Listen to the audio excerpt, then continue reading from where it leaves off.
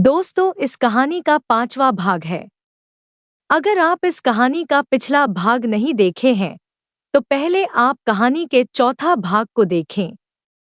वैसे आप सबने सही गेस किया था, यह लड़की कोई और नहीं बल्कि काया मित्तल ही थी।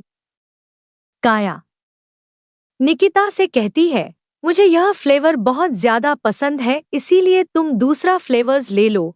यह बोलकर वह आइसक्रीम उठाकर वहां से जाने लगती है। लेकिन निकिता उससे बोलती है, वह पहले मैंने खरीदा है और यह फ्लेवर मेरा फेवरेट है और इस शॉप में भी मैं पहले आई हूँ, इसलिए बेहतर होगा कि तुम कुछ दूसरा देख लो। उसकी आवाज काया को कुछ जानी पहचानी रखती है, लेकिन वह ज्यादा ध्यान नहीं देती और निकिता का एटीट्यूड देखकर तो उसे और भी ज्यादा गुस्सा आता है। वो बोलती है, तुम समझती क्या हो खुद को? मैं चाहूं तो खड़े खड़े ये बेकरी खरीद सकती हूँ। मैं आदित्य मेहरा की गर्लफ्रेंड हूँ। उसके बाद सुनकर तो निकिता का दिमाग और भी खराब हो जाता है। वह बोलती है, तुम आदित्य मेहरा की गर्लफ्रेंड हो चाहे उसकी रखेल, I don't care about it. अब मुझे मेरी आइसक्रीम दो और यहाँ से निकलो। उसकी यह लैंग्वेज सुनकर तो काया का चेहरा गुस्से से लाल होने लगता है। इससे पहले को कुछ बोलती तभी पीछे से आदित्य आते हुए बोलता है, क्या हो रहा है यहाँ? और काया, तुम्हें इतनी देर कैसे हो गई? आदित्य की आवाज सुनकर निकिता कुछ देर के लिए अपनी अतीत की यादों में खो जाती है, लेकिन फिर खुद को संभालकर पलटकर आदित्य को देखती है। इन 6 सालों में आदित्य और भी ज्यादा हैंडसम हो गया था। आदित्य को वहां देखकर काया के चेहरे के भाव बदल जाते हैं। वो उससे चिपकती हुई बोलती है, आदि देखो ना, ये बदतमीज लड़की मुझे परेशान कर रही है, और वो भी सिर्फ एक आइसक्रीम के लिए। उसकी बात सुनकर आदित्य का ध्यान पास में खड़ी लड़की पर जाता है, जिसने अपने चेहरे को मास्क से कवर कर रखा था, जिसमें सिर्फ उसकी खूबसूरत आंखें दिख रही थी। आदित्य उसे पहचान गया था। ये वही लड़की है जिसने 6 साल से उसे परेशान कर रखा था। निकिता उसे खुद को घूरता पाकर थोड़ी अनकंफर्टेबल हो जाती है और उसे इग्नोर करके वहां से जाने लगती है। लेकिन आदित्य आगे बढ़कर उसका हाथ पकड़ लेता है। ये देखकर तो काया का चेहरा काला पड़ गया था। वो मन ही मन उस लड़की को कोसने लगती है। आदित्य निकिता के चेहरे का मास्क हटा देता है। निकिता का खूबसूरत चेहरा देखकर उसकी सांसें थम जाती है। ना जाने क्यों उसे निकिता को अपने सामने देखकर बहुत खुशी हो रही थी। वहीं निकिता को देखकर तो काया के चेहरे का रंग ही उड़ गया था। वो मन में सोचती है, ये बिच यहाँ क्या कर रही है? कहीं ये मेरे और आदि के बीच में ना आ जाए। निकिता आदित्य से अपना हाथ छुड़ाती है और बोलती है, क्या आपको किसी ने ये नहीं सिखाया कि पब्लिकली किसी लड़की का हाथ नहीं पकड़ना चाहिए? मिस्टर मेहरा, आदित्य बोल तो ऐसे रही हो जैसे मैंने पहली बार तुम्हारा हाथ पकड़ा हो। इससे क्या ही फर्क पड़ता है? निकिता अपने हाथ को टिश्यू पेपर से साफ करते हुए बोलती, आपको फर्क नहीं पड़ता, लेकिन मुझे पड़ता है। आपको गंदी चीजें अपने साथ लेकर चलना पसंद है, लेकिन मुझे उन्हें टच करना नहीं पसंद। ये कहते वक्त उसका इशारा काया और आदित्य की ही तरफ था, जिसे देखकर काया तो गुस्से से पागल ही हो गई थी। लेकिन आदित्य के सामने वो कुछ नहीं बोल पाती। आदित्य एक्सप्रेशन लेस फेस के साथ निकिता को ही देखता रहता है, जो आज बहुत अलग लग रही थी। इतना बोलकर वो हाथ में पकड़ा टिश्यू पेपर डस्टबिन में डाल देती है और फिर शॉपकीपर से बोलती है, ये आइसक्रीम आप मिस काया को दे दीजिए, क्योंकि इन्हें मेरी इस्तेमाल की हुई चीजें कुछ ज्यादा ही पसंद है। इतना बोलकर वो अपने चेहरे पर मास्क लगाती है और वहां से निकल जाती है। वहीं उसकी बात सुनकर काया गुस्से से बोलती है, आदि तुमने उसे कुछ कहा क्यों नहीं? उसने मेरी कितनी बेइज्जती की। लेकिन आदित्य उसकी किसी बात पर ध्यान नहीं देता और वहां से चला जाता है। काया भी गुस्से से उसके पीछे चला जाता है। आदित्य बाहर जाकर निकिता को इधर उधर देखने लगता है, लेकिन उसे निकिता कहीं भी नहीं दिखती। वो हताश होकर अपनी कार में बैठ जाता है। काया भी उसके पीछे जाती है, लेकिन आदित्य उसे वही छोड़ कर चला जाता है। काया अपने पैर पटक कर जोर से चिल्लाती है, आदि। उसके आस-पास के लोग उसे अजीब तरह से घूरने लगते हैं। वो अपने फोन से अपनी मैनेजर को कॉल करके वहां आने को कहती है। शर्मा मेंशन निकिता घर आती है तो उसे गार्डन में ही इशिता और इशिका खेलते हुए दिख जाती है।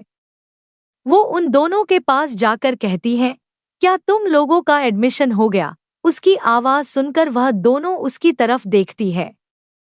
इशिका भागते हुए उसके पास जाती है और उसे गले लगा लेती है। हाँ मम्मा, और मुझे मेरा स्कूल बहुत पसंद आया। इशिका, आपका ऑफिस का आज पहला दिन कैसा रहा? निकिता उसके गालों को चूमते हुए बोलती है, परफेक्ट, पर मैंने आप दोनों को बहुत मिस किया। इशिता अपना सर हमें हिला देती है और बोलती है, मम्मा मुझे मार्शल आर्ट्स और बॉक्सिंग क्लासेस भी ज्वाइन करनी है। उसकी बात सुनकर निकिता कहती है, अभी आप बहुत छोटी हो, जब थोड़ी बड़ी हो जाओगी तब मैं आपको यहाँ के बेस्ट बॉक्सिंग क्लासेस में एडमिशन करवा दूंगी। इशिता, मुझे कल से स्टार्ट करनी है और सिर्फ मैं ही नहीं बल्कि इशिका भी मेरे साथ जाएगी। उसकी बात सुनकर इशिका चिल्लाते हुए बोलती है, नहीं मम्मा, मुझे ये सब नहीं सीखना, और वैसे भी मेरी तो अभी खेलने और खाने की उम्र है। आप मुझ जैसे मासूम बच्चे को इतना खतरनाक काम करने दोगी? इशिता उसके सिर पर मारते हुए कहती है, नौटंकी करना बंद करो, अब तुम इतनी भी छोटी बच्ची नहीं रही और कल से हम बॉक्सिंग क्लासेस जाएंगे, इस बात का ध्यान रखना। इतना बोलकर वहां से चली जाती है। इशिका मासूम सी शक्ल बनाकर निकिता की तरफ देखते हुए कहती है, मम्मा प्लीज। निकिता उसके गालों को डोट खींचते हुए बोलती है, सॉरी बेबी मम्मा, इसमें कुछ नहीं कर सकती, आप तो जानती हो ना, आपकी बड़ी बहन मेरी भी बात नहीं मानती। इशिका मुंह फुलाते हुए वहां से अंदर की तरफ चली जाती है। निकिता निखिल को फोन करके इशिका और इशिता का बॉक्सिंग क्लासेस में एडमिशन कराने को कह देती है। ऐसे ही दिन बीत जाता है। रात को निकिता यीशु और इसी को जल्दी सोने को कह देती है, क्योंकि उन्हें कल सुबह से स्कूल जाना था। मेहरा मेंशन आदित्य अपने बेड पर लेटा हुआ निकिता के बारे में ही सोच रहा था। उसके दिमाग में बार बार निकिता का खूबसूरत चेहरा घूम रहा था, जो इन 6 सालों में और भी ज्यादा खूबसूरत हो गई थी। तभी वो सोचता है, इन 6 सालों में निकिता थी कहाँ? क्या वो किसी के साथ रिलेशनशिप में है या फिर उसने किसी और से शादी कर ली? ये ख्याल आते ही उससे बेचैनी होने लगती है। वह मन में सोचता है, मैं उसके बारे में इतना क्यों सोच रहा हूँ? वह सिर्फ एक धोखेबाज लड़की थी जो मेरे साथ सिर्फ मेरे पैसों और पावर के लिए थे। अच्छा ही हुआ कि वो मुझसे दूर हो गई। वह गहरी सांस लेता है और वॉशरूम में जाकर शावर ऑन करके उसके नीचे खड़ा हो जाता है। ना जाने कितनी देर तक वह शावर के बहते पानी से भीगता रहता है और फिर चेंज करके बेड पर लेट जाता है। अगली सुबह निकिता बच्चों को उठाकर उन्हें तैयार करती है और उनके लिए अपने हाथों से ब्रेकफास्ट बनाती है। बच्चे ब्रेकफास्ट करके निखिल के साथ स्कूल के लिए निकल जाते हैं। वहीं निकिता भी विधि को बाय करके अपने ऑफिस के लिए निकल जाती है। The world of fashion company. Nikita जैसे ही कंपनी में एंट्री करती है, सारे लड़के आहें भरते हुए उसे देखने लगते हैं। उसने आज वाइट कलर की सिंपल सी टी शर्ट और ब्लैक कलर की जीन्स पहनी थी। उसने अपने बालों को पोनीटेल में बांधा हुआ था। इस सादगी भरे रूप में भी वह काफी खूबसूरत लग रही थी। वह अपने केबिन में जा ही रही थी कि उससे रोहन मिल जाता है। वह रोहन को हेलो बोलती है। रोहन उससे बोलता है, निकिता, आज हमारी कंपनी एक नया प्रोजेक्ट साइन करने वाली है, इसीलिए आज मैंने मीटिंग रखी थी। तुम 15 मिनट के बाद मेरे केबिन में आ जाना। तभी वहां पर 2 लड़के और एक लड़की और आ जाती है। रोहन निकिता को उनसे इंट्रोड्यूस कराते हुए एक लड़के की तरफ इशारा करता है और कहता है, निकिता यह हमारे नए प्रोजेक्ट के हेड है, इनका नाम अभय है। और दूसरे लड़के की तरफ इशारा करके कहते हैं, यह विपिन है और आशी को तो तुम जानती ही हो। निकिता उन सभी को हेलो बोलती है, बदले में वह सभी भी निकिता को हेलो बोलते हैं। विपिन तो निकिता के खूबसूरत चेहरे को ही देख रहे थे, जिससे निकिता थोड़ी सी अनकंफर्टेबल हो रही थी। अभय रोहन से बोलता है, सर अभी नहीं है और इसे हमारे काम करने के तरीके के बारे में पता नहीं होगा, इसलिए मैं चाहता हूं कि यह हमारे इस प्रोजेक्ट में इंटरफेयर ना करें। उसकी बात सुनकर निकिता अपनी आईब्रो उठाते हुए उसकी तरफ घूरने लगती है और बोलती है, मिस्टर अभय भले ही मैं यहाँ पर नई हूँ, लेकिन मुझे इस काम का बहुत अच्छा एक्सपीरियंस है और आप शायद भूल रहे हैं कि मैं डिजाइनिंग डिपार्टमेंट की सेकंड हैंड हूँ, इसीलिए आप क्या काम करते हैं इस बारे में आपको मुझे इन्फॉर्म करना ही होगा। अभय, सेकंड हेड हो, हेड नहीं। अभी भी प्रोजेक्ट से रिलेटेड सारे फैसले लेने का पहला हक मिस्टर रोहन को है। रोहन बोलता है, मुझे लगता है कि अभय सही बोल रहा है, अभी आप यहाँ पर नए हैं इसलिए आपको ज्यादा एक्सपीरियंस नहीं है। मैं आपको इस प्रोजेक्ट से अलग नहीं कर रहा हूँ, लेकिन आप इस प्रोजेक्ट से जुड़े हुए कोई फैसले नहीं ले सकती। आपका काम बस सबके काम को देखना होगा और उसकी रिपोर्ट मुझे देनी होगी। निकिता को इससे कोई प्रॉब्लम नहीं थी, इसलिए वह उन्हें ओके बोल देती है। रोहन और अभय वहां से चले जाते हैं।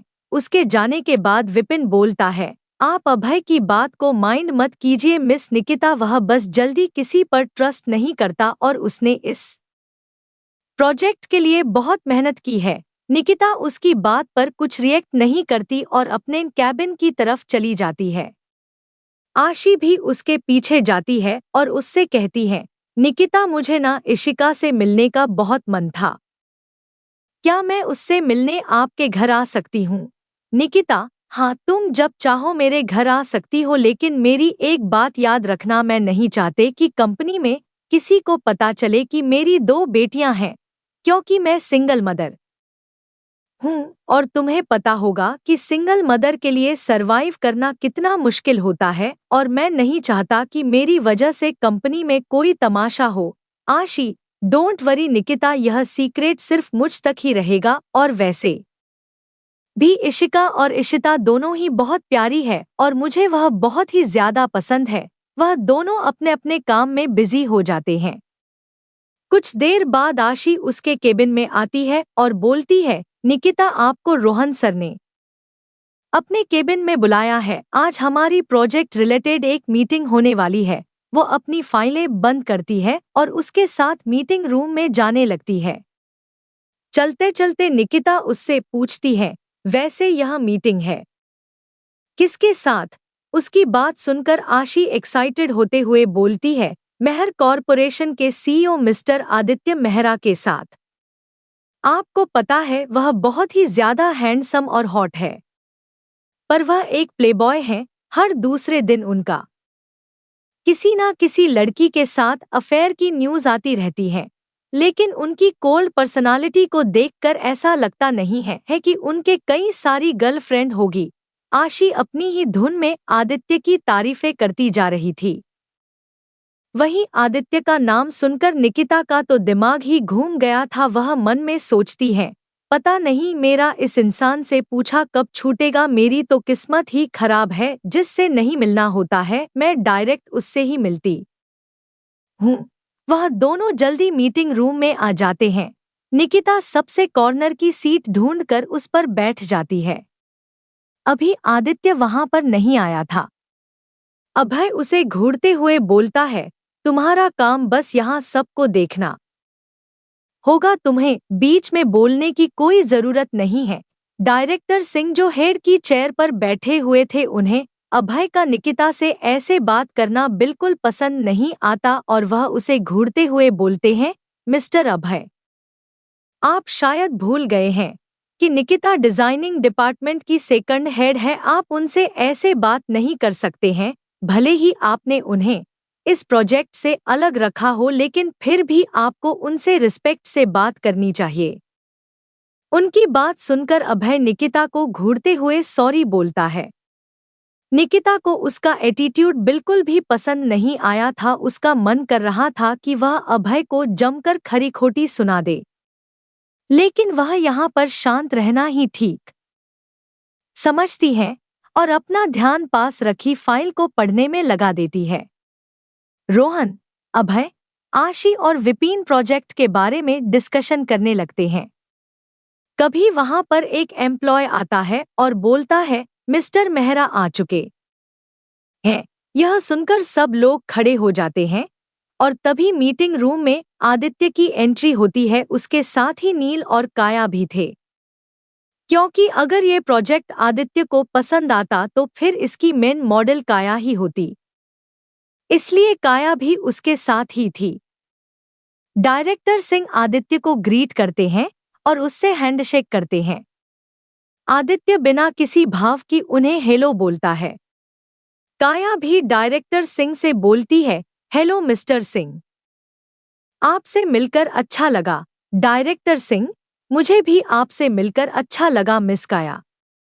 उम्मीद है कि हम इस प्रोजेक्ट में साथ में काम करेंगे। वैसे आप और मिस्टर मेहरा साथ में काफी अच्छे लग रहे हैं। अपनी तारीफ सुनकर काया बहुत खुश हो जाती है और उन्हें थैंक यू बोलती है। उसने आज जानबूझकर आदित्य से मैच करते हुए कपड़े पहने थे ताकि लोगों को लगे कि वह दोनों परफेक्ट कपल है। वहीं आदित्य को तो इन सब चीजों से कोई फर्क ही नहीं पड़ता था, लेकिन तभी उसकी नजर आशी के पीछे खड़ी निकिता पर जाती है, जिसे देखकर वह कुछ पल के लिए हैरान हो जाता है और मन में सोचता है, ये यहाँ पर। काया देखती है कि आदित्य का ध्यान कहीं और है, तो वह उसकी नजरों को फॉलो करते हुए पीछे देखती है। तो फिर निकिता को वहां देखकर वह शॉक हो जाती है और मन में सोचती है, ये यहाँ पर क्यों है। वहीं निकिता अपने होठों पर तंज भरी मुस्कान लिए काया और आदित्य को ही देख रही थी और मन में सोचती, डायरेक्टर सिंह ने सही कहा, ये दोनों परफेक्ट कपल ही है। दोनों ही बहुत घमंडी और गिरे हुए हैं। वहीं बाकी सब कोडोट भी यह रिलायस हो जाता है कि आदित्य का ध्यान निकिता के ऊपर है। वहीं नील जब निकिता को वहां देखता है तो उसके भी एक्सप्रेशन काफी शॉकिंग हो जाते हैं। अभय सबका ध्यान निकिता से हटाते हुए बोलता है, मीटिंग शुरू करें मिस्टर मेहरा। उसकी बात सुनकर आदित्य बिना किसी एक्सप्रेशन के हाँ में सिर हिला देता है। अभय अपनी प्रेजेंटेशन देना शुरू करता है। उसकी प्रेजेंटेशन सबको काफी पसंद आती है, लेकिन निकिता बस अपनी आंखें छोटी करके प्रोजेक्टर को घूरती रहती है और मन में सोचती है, क्या बकवास है, यह आदित्य को कभी पसंद नहीं आएगी। लेकिन आदित्य का ध्यान अभय के किसी बात पर नहीं था, वह तो बस निकिता को ही देखे जा रहा था। ये देखकर अभय और काया दोनों को बहुत गुस्सा आ रहा था। अभय मन में सोचता है, क्या ये लड़की मिस्टर मेहरा को सेड्यूस करने की कोशिश कर रही है। वहीं काया के दिमाग में भी कुछ ऐसा ही चल रहा था।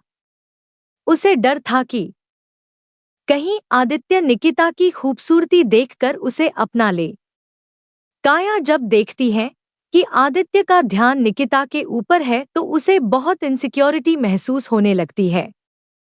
कुछ ही देर में वह प्रेजेंटेशन कंप्लीट हो जाती है।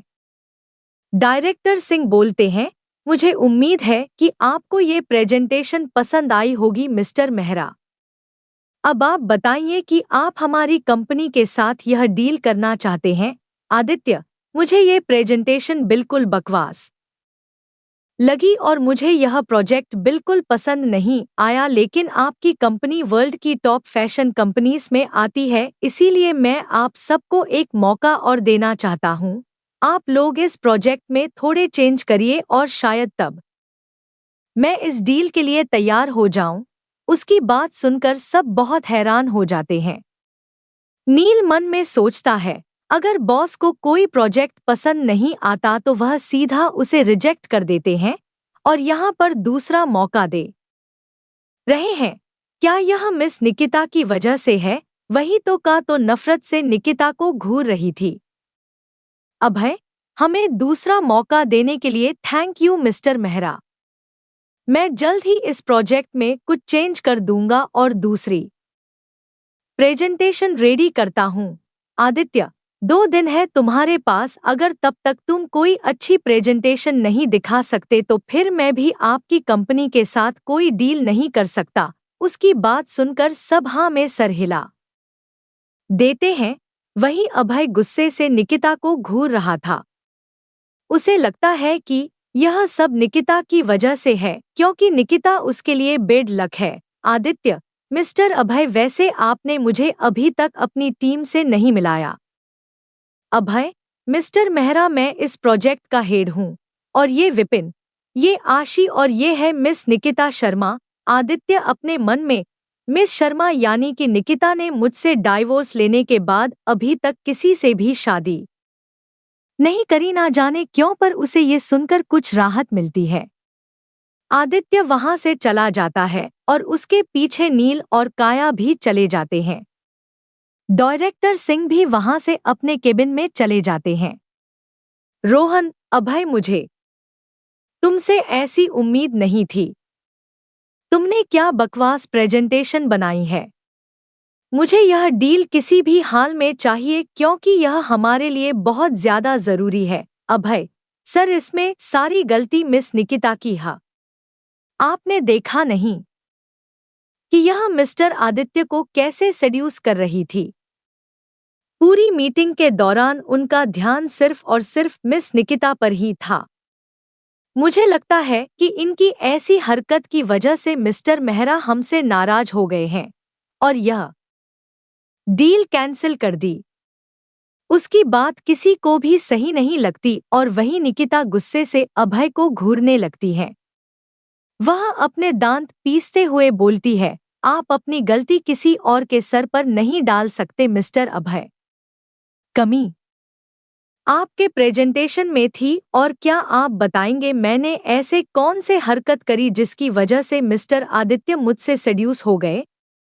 क्या मैंने उनसे बात करी? क्या मैंने उनके आगे खुद की नुमाइश की?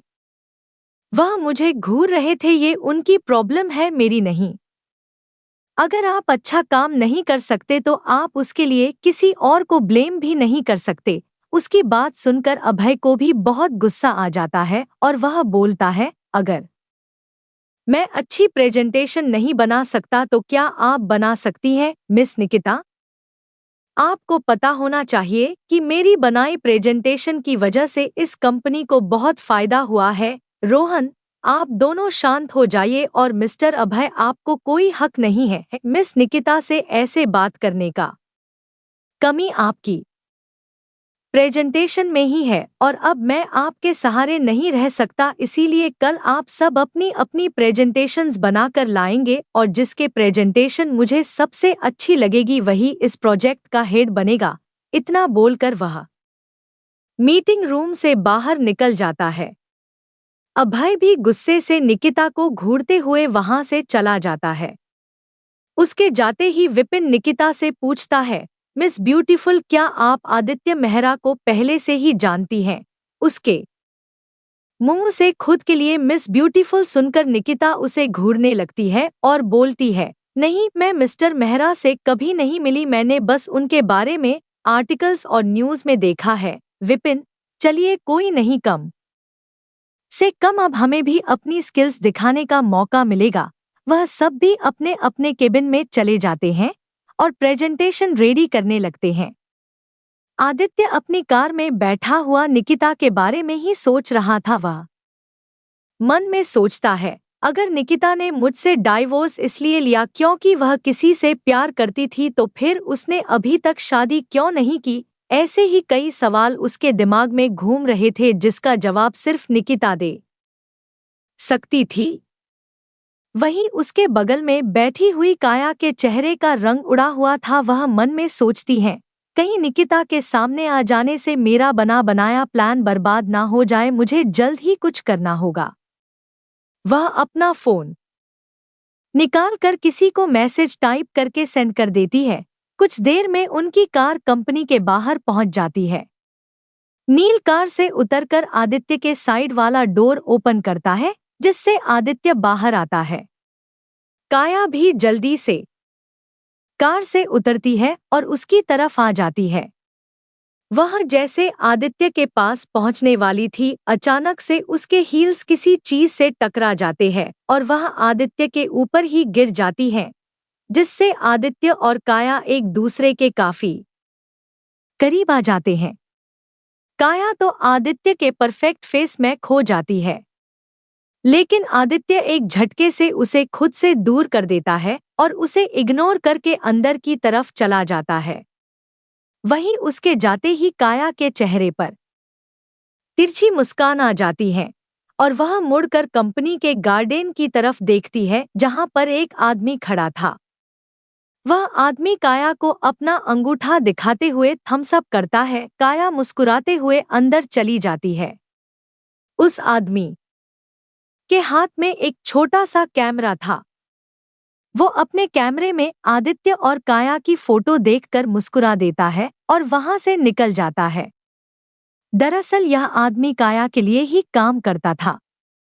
आदित्य और काया के बीच अफेयर के जितने भी न्यूज़ छपती थी, वह सभी इस आदमी की वजह से थी। काया सबको दिखाना चाहती थी कि वह आदित्य की गर्लफ्रेंड है, ताकि और कोई लड़की आदित्य को सेड्यूस ना कर सके।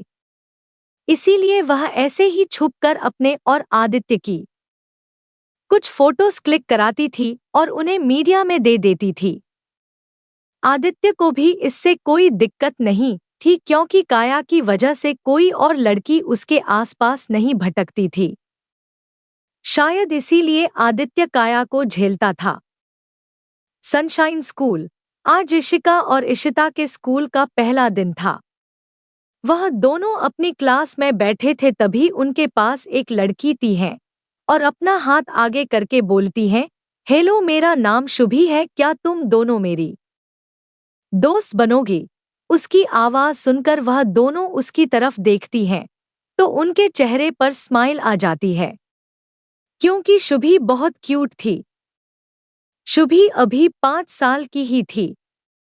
इशिता उसके गाल खींचते हुए बोलती है, ईशी तुमसे दोस्ती करेगी, क्योंकि तुम तो ईशी के जैसी ही क्यूट और ब्यूटीफुल हो। उसकी बात सुनकर शुभी खुश हो जाती है और फिर अपनी मासूम आंखों से इशिता की तरफ देखती है। इशिता भी मुस्कुराते हुए उससे हेलो कहती है। वैसे इशिता को ज्यादा किसी से घुलना मिलना पसंद नहीं था, लेकिन शुभी दिखने में बहुत ही प्यारी और मासूम सी थी, इसीलिए वह उसे बहुत पसंद आई थी। वह तीनों आपस में बातें करने लगती है। बातें तो सिर्फ शुभी और ईशिका ही कर रहे थे। इशिता तो सिर्फ हाँ और नहीं में सिर हिला रही थी। कुछ देर में क्लास में टीचर आ जाते हैं और वो सभी अपना ध्यान किताबों में लगा देते हैं। कुछ ही देर में, कुछ घंटों में स्कूल ओवर हो जाता है और निखिल उन दोनों को लेने आता है। उसके बाद वह दोनों बॉक्सिंग क्लासेस में जाते हैं, क्योंकि निकिता ने उनका एडमिशन यहाँ पर करा दिया था। आज के लिए इतना ही। कल आप लोगों को पता चल जाएगा कि क्यों आदित्य को लगता है कि निकिता ने उससे शादी सिर्फ पैसों के लिए की थी। कहानी का अगला भाग देखने के लिए चैनल को सब्सक्राइब कर ले।